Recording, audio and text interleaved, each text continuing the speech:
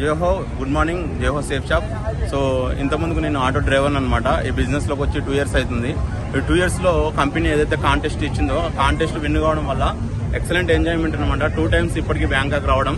So ఈ Bangkok trip లో excellent enjoyment, free of cost లో తిరుగుతున్నాను అనమాట. సేఫ్ షాప్ కంపెనీ మమ్మల్ని ఫ్రీగా తీసుకెళ్తుంది. సో ఫస్ట్ టైం నేను ఒక్కరిని వచ్చినా, ఈసారి మా మేడం కూడా తీసుకొచ్చాను అనమాట. సో కంపెనీ లెవెల్లో ఏదైతే కాంటెస్ట్ ఇస్తుందో ఆ కాంటెస్ట్ విన్ కావడం వల్ల 100% కంపెనీ ఏదైతే ట్రిప్ విన్ చేసిందో ఆ విన్ పాసిబుల్ అయితే తీసుకుపోతుంది అనమాట. 100%. చాలా మంది అనుకుంటారు ట్రిపుల్ విన్ అవుతారు, పోతారో పోరు అనుకుంటారు. 100% తీసుకెళ్తుంది. సో నేను 100% లాస్ట్ టైం వచ్చాను అండ్ ఈ టైం వచ్చాను అనమాట. ఈసారి కూడా వచ్చాను. ఇప్పుడు కూడా రన్నింగ్ కాంటెస్ట్ ఏదైతే ఉందో మా గురించి 100% సింపుల్ కాంటెస్ట్ ఇచ్చింది కంపెనీ.